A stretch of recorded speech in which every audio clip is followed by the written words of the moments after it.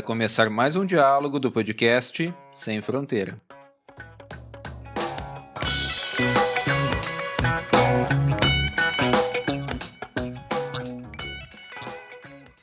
Olá, bem-vindos ao podcast Sem Fronteira. Hoje vamos conversar sobre a importância do trabalho de campo para a geografia. Meu nome é Everton Kozenieski e recebo para o nosso diálogo os professores Messias Modesto dos Passos e Reginaldo José de Souza.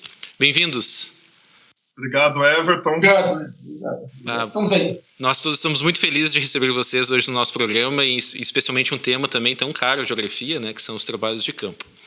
Bom, o professor Messias é licenciado em Geografia e geógrafo graduado pela Faculdade de Filosofia, Ciências e Letras de Presidente Prudente, é mestre e doutor em Geografia Física pela USP, com pós-doutorado na Université de Rennes. Atualmente é pesquisador vinculado ao Programa de Pós-Graduação em Geografia da Unesp de Presidente Prudente e atua principalmente com os temas da geografia regional, ecossistemas, geossistemas e paisagem. O professor Reginaldo, que já esteve em outros dos nossos programas, né, já é figura carimbada. Sim, já estou habituado. Possui graduação, é mestre em doutor em Geografia, com formação na Unesp de Presidente Prudente, tem como interesses de investigação a conceituação da paisagem, suas bases epistemológicas e aplicabilidades no ensino e pesquisa, né, sobre temáticas ambientais, e é professor da UFFS, coordenador do curso de Geografia Campus Erechim e também coordenador da residência pedagógica. Também atua no mestrado em Geografia da nossa instituição.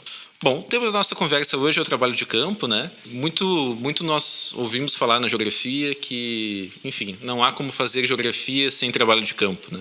E eu gostaria de começar questionando a vocês dois, qual é a importância dos trabalhos de campo para a produção de conhecimentos geográficos? Por exemplo, as universidades europeias, todas elas priorizam o trabalho de campo. Todas. Algumas universidades na Holanda e certamente em outros países têm na grade curricular o trabalho de campo, às vezes trabalho de campo de 6 meses. O estudante vai para outro centro, enfim, e é um trabalho de campo. E claro que a geografia, ela nasce no campo, né? Ela nasce no campo. No meu tempo de aluno, a gente trabalhava muito alguns princípios da geografia, como analogia, extensão, e essas coisas eram exercitadas no campo. Eu tinha uma mania de falar que a geografia se faz primeiramente com os pés. Eu corrijo dizendo que a geografia se fez primeiramente com os pés. Se a gente for ver Humboldt, né? Foi um naturalista, um geógrafo, um viajante maravilhoso. Todo o objetivo das viagens do Humboldt era para descobrir a natureza. E ele chega à conclusão a partir de analogias. Uma delas que ficou muito marcada na história do Humboldt é quando ele chega no Chimborazo, que é um vulcão do Equador, e ali ele faz um perfil transversal de cima a baixo para comparar como se fosse do Equador ao Polo. Era uma analogia. Então, essas coisas vão sendo descobertas no trabalho empírico, no trabalho de campo. Então, essa é uma relevância. E também é preciso termos uma certa fidelidade às origens da geografia, né?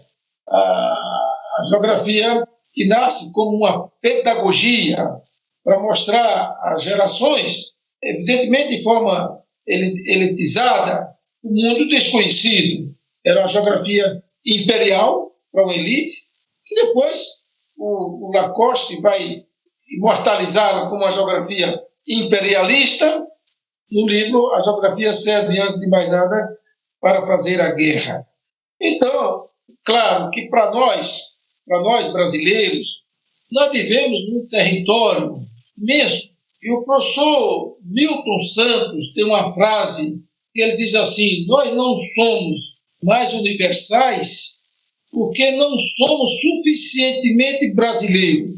Ou seja, todos nós bebemos de fontes estrangeiras, nacionais, mas também estrangeiras.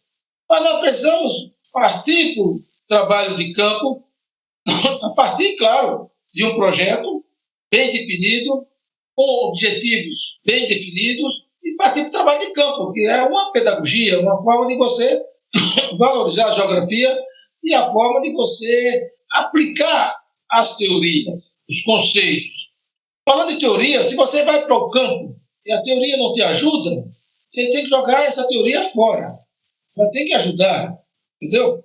Então, vocês aí, eu aqui, eu sei, modéstia à parte, eu já viajei muito em trabalho de campo, com alunos, né? Então, hoje eu sou um contador de causos. Eu começo, quando eu vejo, já estou contando uma viagem, outra viagem, né?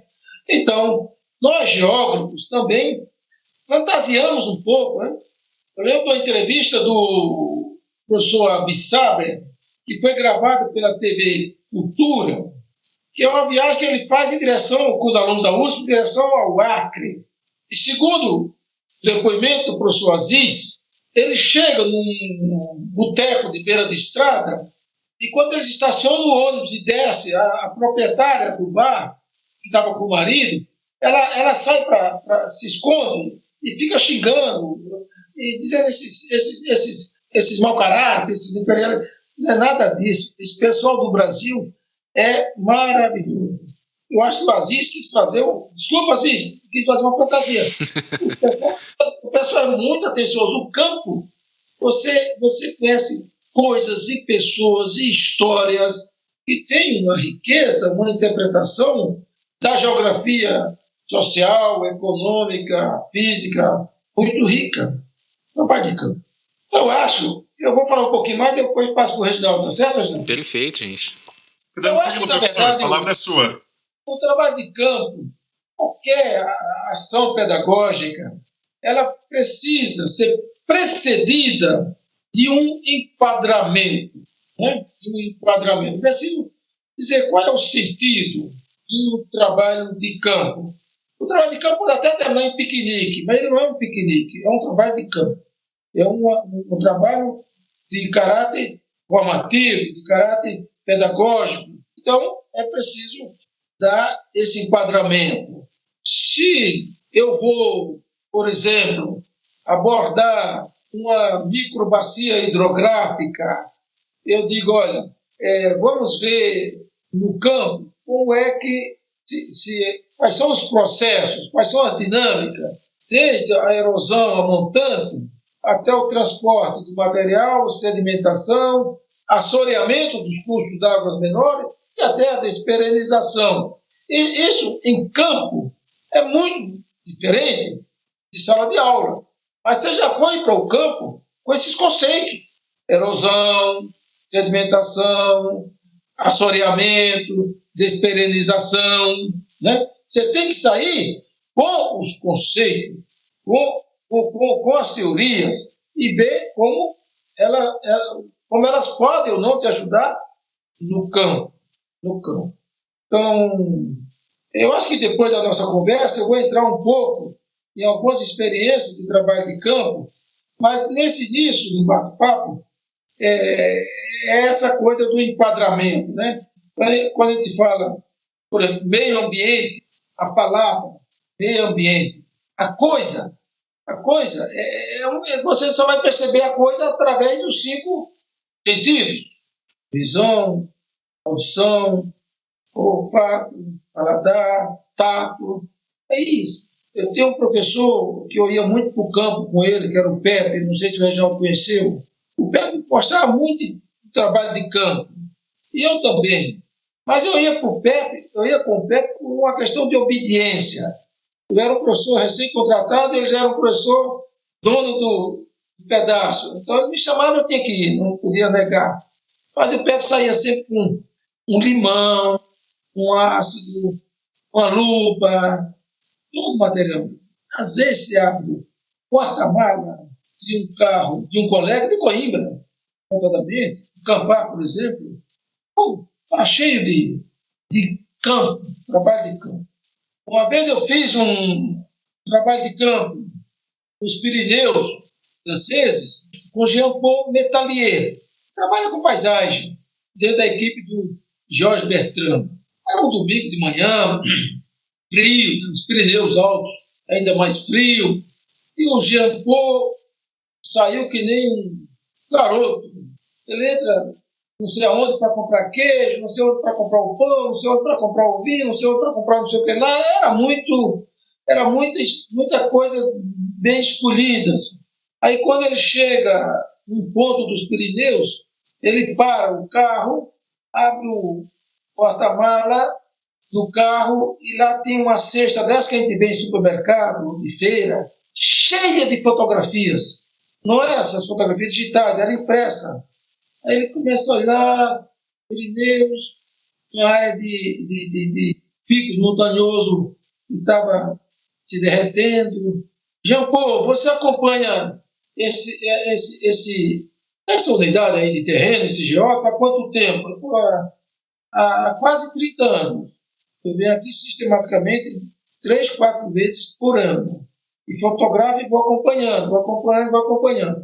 Então, o que é importante aí? O importante aí é que para nós geógrafos, falarmos de mudanças climáticas, eu acho que é preciso pôr o pé no chão, ir para o terreno e ver, a partir de alguns indicadores, o que está acontecendo na fenologia das plantas, no caso dele lá no Cerro Norte, em áreas de montanha que está derretendo. Então, um pouco desse acompanhamento de campo. A nossa cultura ainda de geógrafo não é muito... Você sai para o campo com os alunos, então é um trabalho enorme, né? Na última hora o aluno não aparece. Então é um pouco frustrante, mas é necessário insistir, porque é muito importante o trabalho de campo na formação do geógrafo, do cidadão, e também da confirmação das teorias, dos conceitos. É isso aí no começo da minha conversa, não? E o que tu pensa, Regis?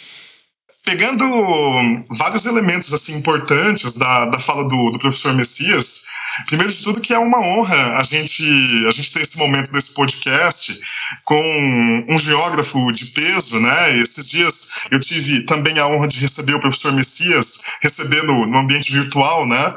Para uma fala sobre o GTP e, enfim, toda a construção epistemológica da geografia física também. E desde aquele momento, assim, eu já tinha né, salientado, né, para o professor Messias que tenho grande admiração pelo trabalho dele, justamente por identificar um geógrafo físico, mas que tem uma preocupação humanista que a gente logo de cara identifica no primeiro trabalho de campo que vai fazer com ele, né? Porque é uma preocupação com a abordagem, o ensinamento e a pesquisa a respeito das características biofísicas das paisagens, dos geossistemas, os levantamentos, os mapeamentos, mas, ao mesmo tempo, se tem uma preocupação também muito grande em compreender o modo como que as pessoas que vivenciam essas paisagens, elas se relacionam com elas, né? As suas histórias, os seus causos, enfim, né? E eu digo muito isso a partir das experiências de trabalho de campo que eu tive com o professor Messias durante o mestrado, durante o doutorado, no Pontal do Paranapanema, no município de Mirante do Paranapanema, lá no interior de São Paulo, na bacia do Ribeirão Santo Antônio.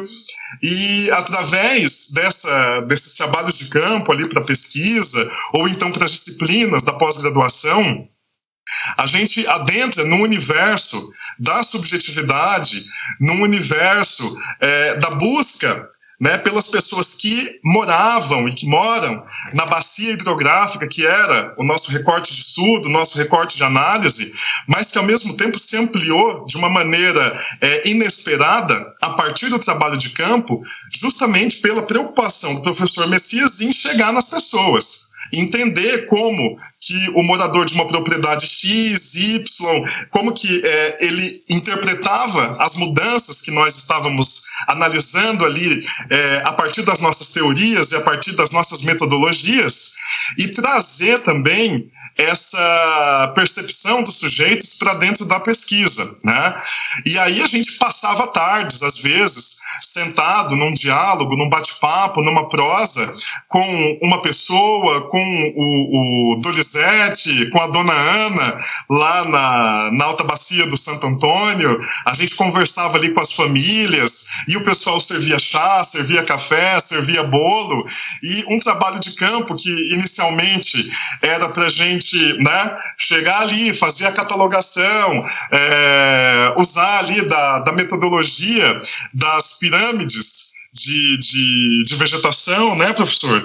A gente acabava estendendo esse trabalho de campo para outras dimensões que, embora inesperadas, elas já estavam dentro de um roteiro metodológico que era previamente pensado pelo professor Messias e que automaticamente quem estava acompanhando ele, os seus orientandos, como era o meu caso, a gente já entendia essa sacada, né? A gente já automaticamente entrava nesse procedimento que parecia que era uma coisa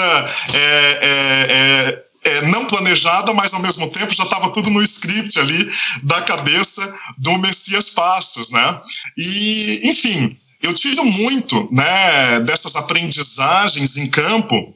Eu que sou um geógrafo, um professor, talvez muito mais do gabinete, da teoria, da leitura, do que necessariamente de estar em campo, né?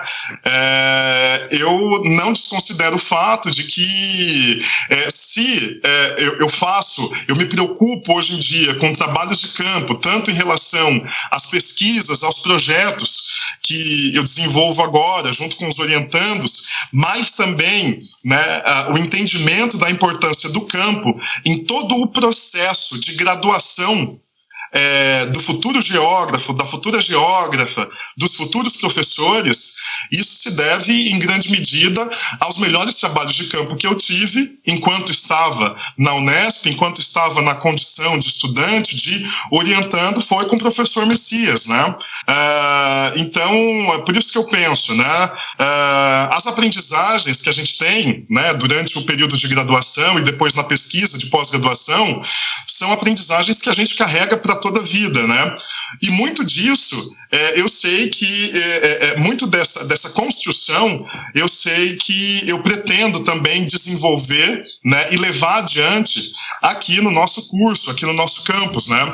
Que eu sei que é uma preocupação tua também, né, Everton? Não é à toa que a gente pensa de uma forma bastante carinhosa nesse convite ao professor Messias nesse momento também, justamente por saber, né, de antemão, de toda a experiência, carga de experiência que o professor Messias tem nesse âmbito do trabalho de campo e também, né, no próprio pensamento da geografia física em termos de Brasil, né? O professor Messias conhece o Brasil de ponta a ponta e desenvolveu pesquisas e documentários, escreveu artigos e orientou trabalhos em todos os sentidos, né, sobre a geografia brasileira.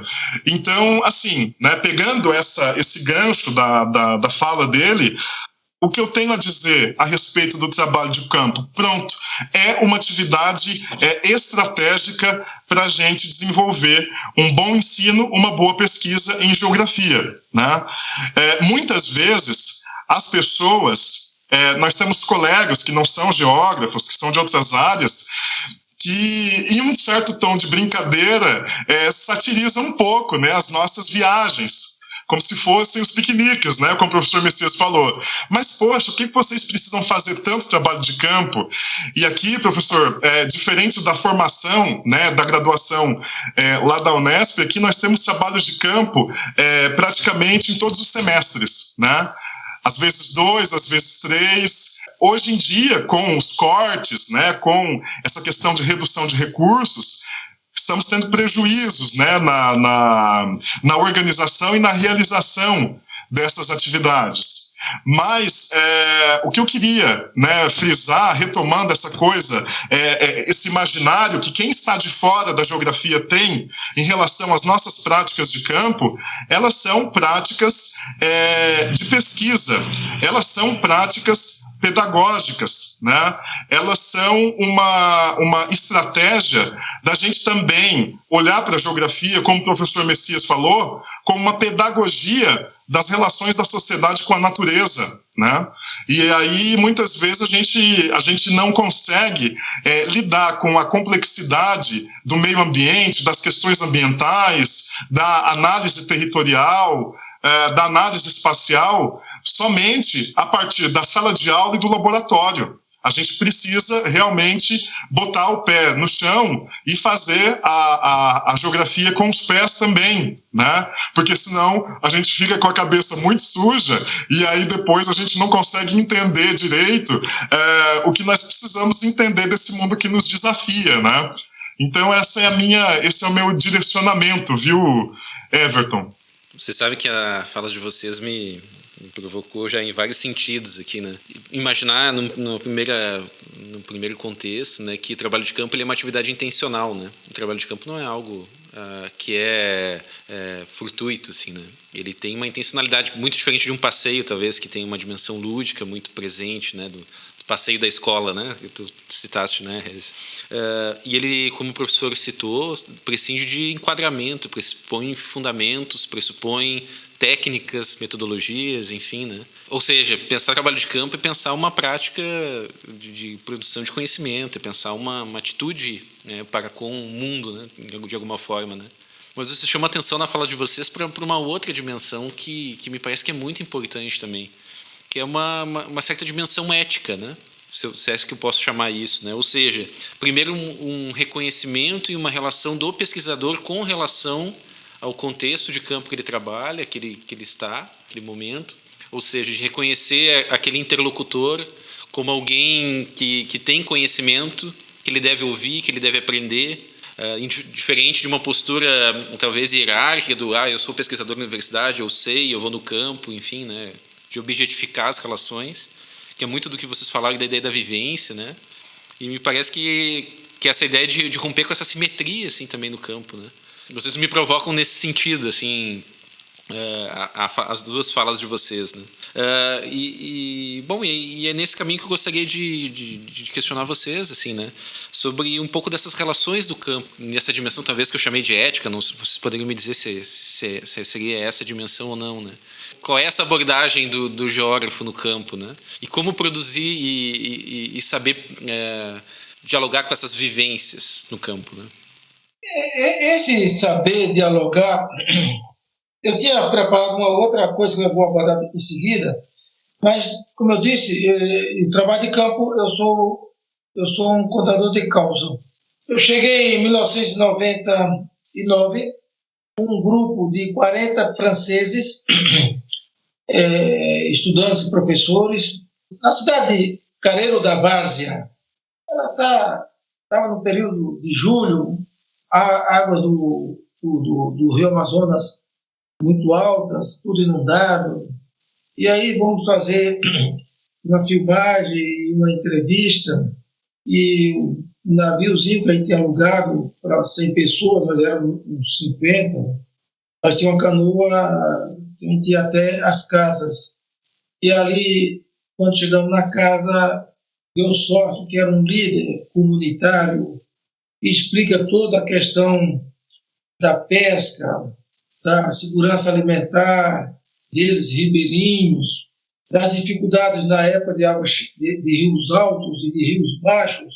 E no final dessa conversa, a sogra desse líder disse assim: por favor, vou até a minha casa.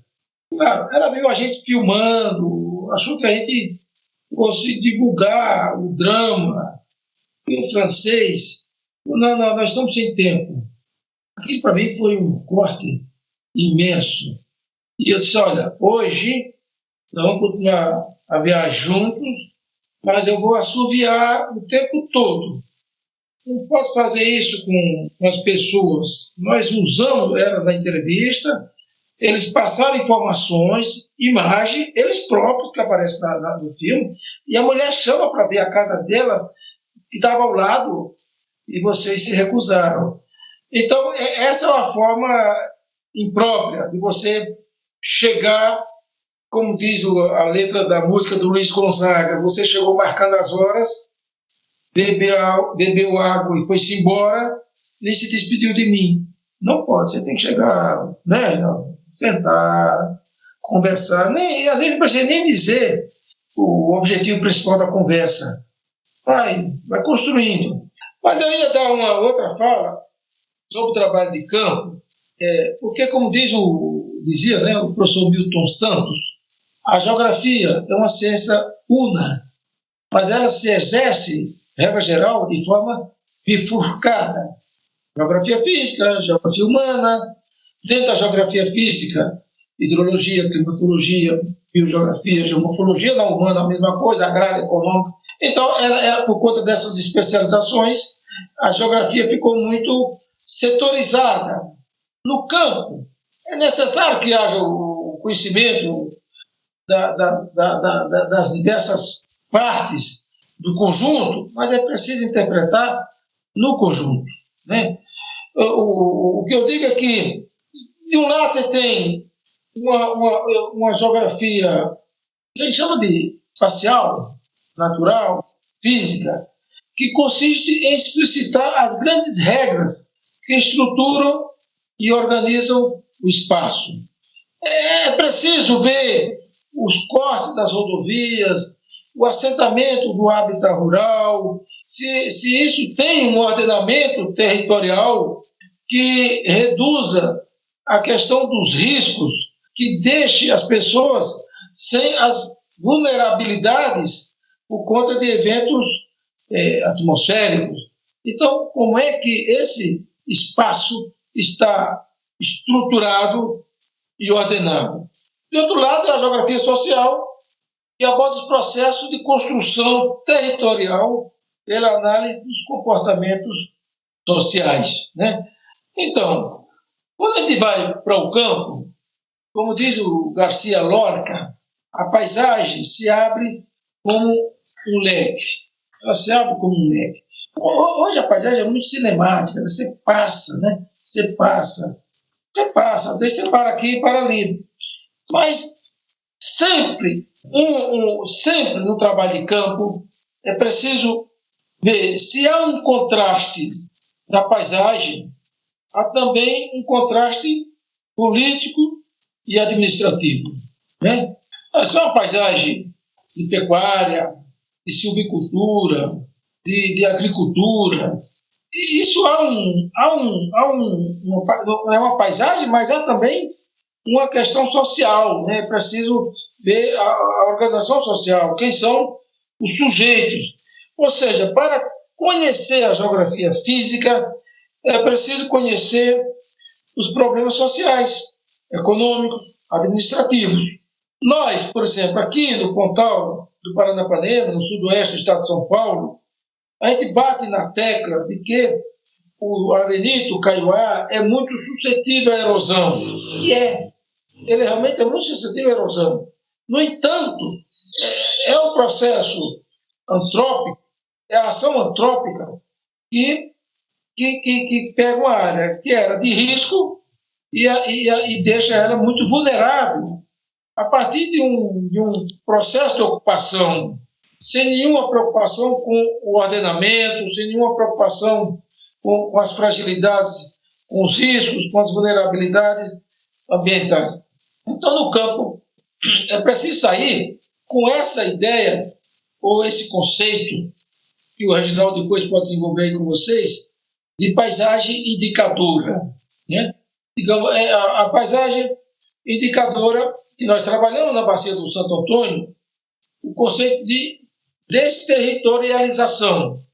Onde é que estava ali na bacia a desterritorialização plasmada na paisagem.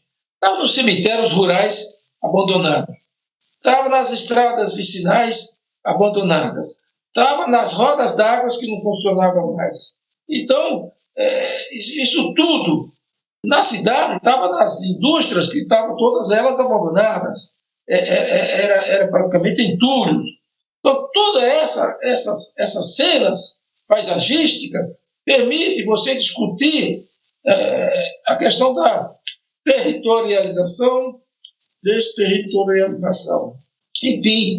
Enfim, são as sucessivas paisagens, são as sucessivas sociedades que constroem as sucessivas paisagens para morar, trabalhar, sonhar. Então, temos que ir com essa dimensão de quem são os sujeitos, de quem são os atores, e, claro, como essas paisagens são indicadoras de processos até já pretéritos, né? A mesma coisa num trabalho de campo. Se você chega num corte de rodovia, encontra uma stone line, a linha de pedra. É preciso fazer uma interpretação baseado nas questões de paleoclima, no fim do terciário, início do quaternário, no Eoceno e Pleistoceno. Por que aconteceu isso? O que aconteceu conosco no Brasil? Na geografia brasileira. Nós tínhamos na geografia, inicialmente, um grande biogeógrafo, Edgar Kuhlmann. Ele está nesses livros que já não existem mais, das grandes regiões brasileiras do IBGE. O Edgar Kuhlmann, ele dizia assim, a mata de Babaçu, no meio norte, entre Piauí, Pará, Maranhão, Piauí, Maranhão. Mata de Babaçu, ficava ali. Nós trabalhamos com a ideia de que a floresta era um clímax já desenvolvido secularmente. Só depois que se começou os cortes das rodovias e os trabalhos de geógrafos brasileiros e internacionais na área da floresta amazônica, é que se viu que tinha, abaixo das raízes, a 2, 3 metros da superfície do solo, linha de pedra, stone line. Essa stone line só se forma em climas secos, de regime torrencial, de águas de runoff, escoamento superficial rápido. Quando a água perde a energia, ela deposita, na regra geral, as pedrinhas, os seixos.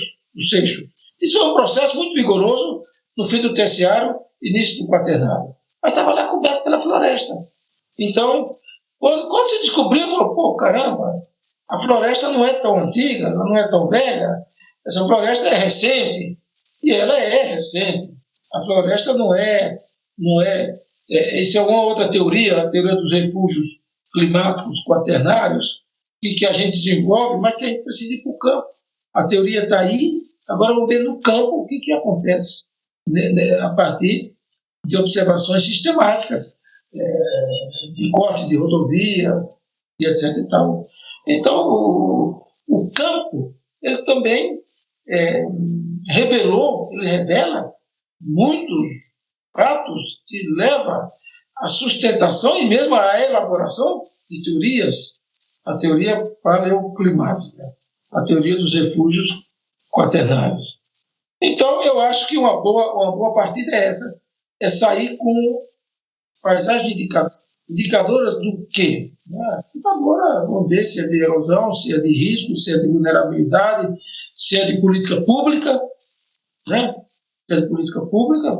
Às vezes você passa aqui no Pontal do Paranapanema, não é, Reginaldo? Você passava no tempo, aí só existia grandes fazendas. Depois que veio o processo de assentamento rural, reforma agrária, assentamento rural, uma luta sem fim do movimento sem terra, aí começa a surgir a pequena propriedade, o rebanho leiteiro, aí você passa nas porteiras dessas pequenas propriedades, estão lá os tambores de leite, aqui, ali, lá. Então, você diz, bom, o que isso indica?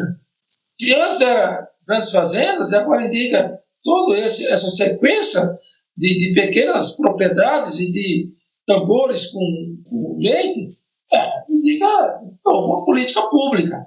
Então, isso no campo. Depois você vai refinar isso no site das instituições. Que tipo de política pública é essa? Mas você precisa ver como é que ela está plasmada no terreno ou plasmada paisagisticamente. Enfim, construir uma paisagem é reconstruir a geografia física. Um dos problemas da geografia física é que ela, embora vá para o campo, ela não está com os pés tão sujos assim.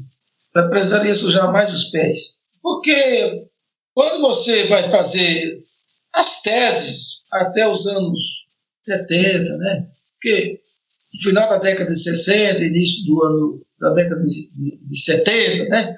O marco aí é 1968, que foi um ano de muitas mudanças, de muitas revoluções, digamos assim, culturais, científicas, comportamentais, econômicas, etc, etc. E daí nós, de 70 para trás, mas infelizmente de 70 para frente, a gente continua, às vezes, analisando nas teses, mesmo nos artigos, o quadro físico a partir de um quadro que foi congelado lá atrás, que já não existe mais, né? A natureza é um artefato, como diz o Bertrand, ela está profundamente antropizada.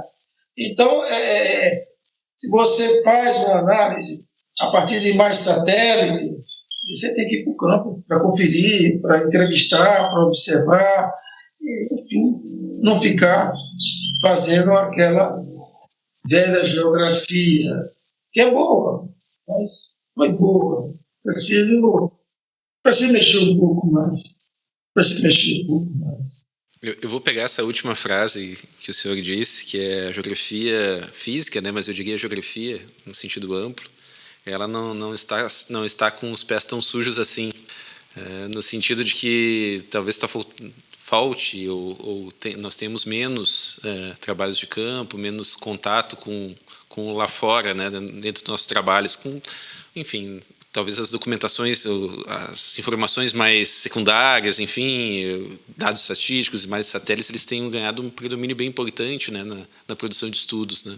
E eu fico pensando um pouco sobre, talvez, a nossa realidade, né, aqui, a partir de Erechim, né, que é, por um lado, observar na escola um conjunto de cortes de recursos bem grandes, não só do salário dos professores, mas do ponto de vista de fundamentar, de criar subsídios, né, para que os estudantes possam sair da sala de aula.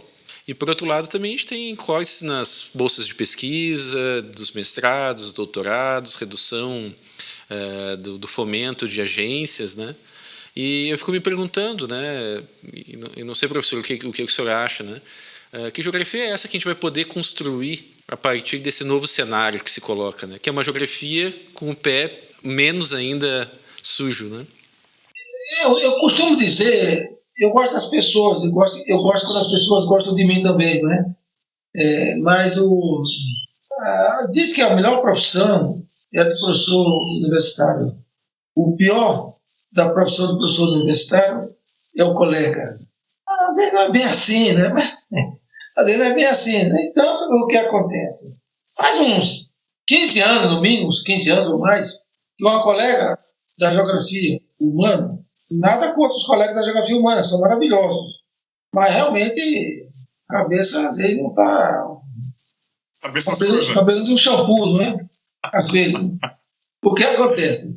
Essa colega fez uma palestra aqui para nós, na Unesp de Prudente, dizendo que foi à Europa e não viu nada de geografia física.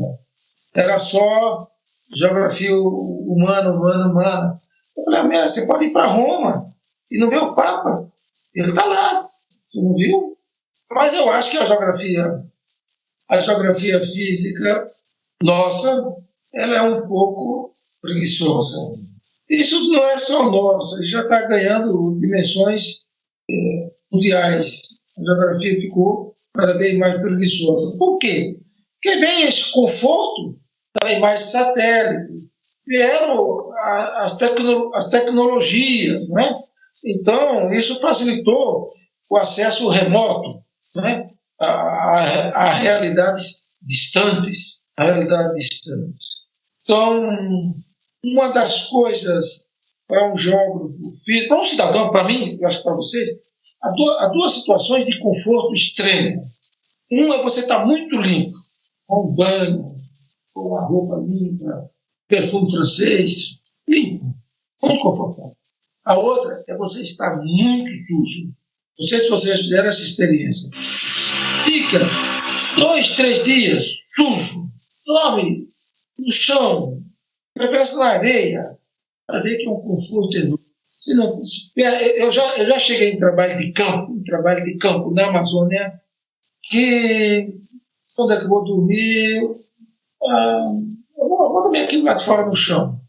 Claro que eu estava perto de casas. Dormia na areia, na hora do almoço. Eu sou ibérico, eu durmo na hora do almoço. Era muito bom.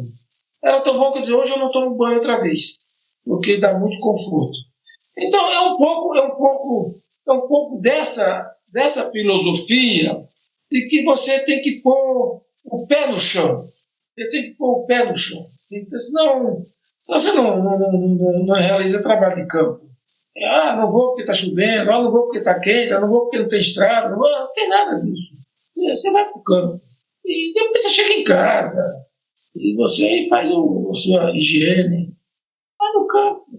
No campo. Eu já viajei com aluno na Amazônia, que a gente abastecia o fundo, o porta-mala do carro de coco verde. Um facão, aí 20 coco verde aí dentro. Não entrar aí para as estradas, que eu não sei o que vai acontecer, qualquer coisa nós temos um coco para comer. O coco não estraga, pelo menos 10, 15 dias você tem alimento. E isso é bom. Então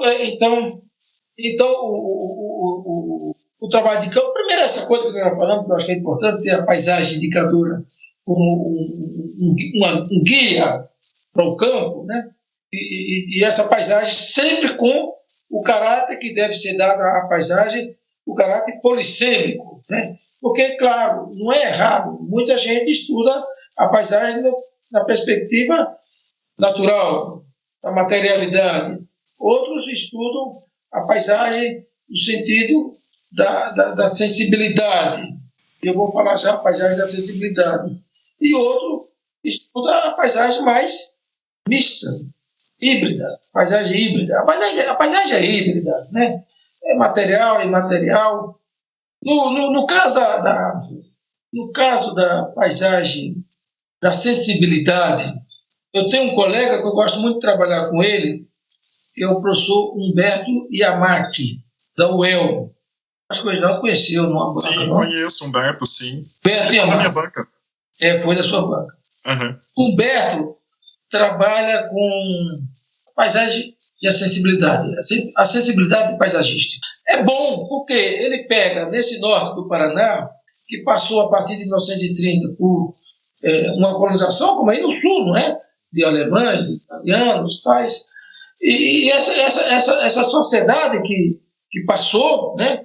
Dos anos 30, dos anos 40, era outra sociedade, mas deixaram marcas, registros muito relevantes, o patrimônio cultural. Aí vai se construir uma estrada que vai atravessar a vila dos alemães em Varta. Bom, espera um pouquinho. Isso no trabalho de campo, espera um pouquinho. Vamos analisar os impactos dessa rodovia aqui. Se essa área tem capacidade, tem sensibilidade suficiente para suportar essa intervenção. É preciso. Você vê, não precisa. Nós estamos discutindo hoje, no Brasil, no mundo, essa questão da Amazônia, do desmatamento. Não precisa. Não precisa desmatar mais. O que já está desmatado aí na Amazônia já é mais do que suficiente para a produção lá nas alturas. Muitas coisas são desmatadas, mas para garantir a posse da terra do que para aumentar a produção. Entendeu? Então quando você vai para o campo, na Amazônia, você passa e fica olhando a paisagem, fala, pô, cara, aqui não tem nada, só tem toco queimado, não tem nada, aqui não tem pasto, aqui não tem agricultura, aqui não tem. Tem cerca. Olha para quê? Uma especulação assassina, bandida, desmatamento inútil, estúpido, sem necessidade nenhuma. Não precisamos desmatar mais para produzir mais. Então, só no campo é que você ganha a raiva. A raiva é uma coisa bem-vinda. A raiva é bem-vinda, porque você passa a ser mais lúcido, a ter posicionamentos mais definidos em relação a essas questões, repito, da paisagem polissêmica. Então, acho que é o campo. Aí é o campo. O campo é que vai te despertar o amor pela terra, pelo mundo. Bom, nosso episódio de hoje fica por aqui. Nosso diálogo continua no episódio número 11, que em breve estará disponível nas nossas plataformas de áudio.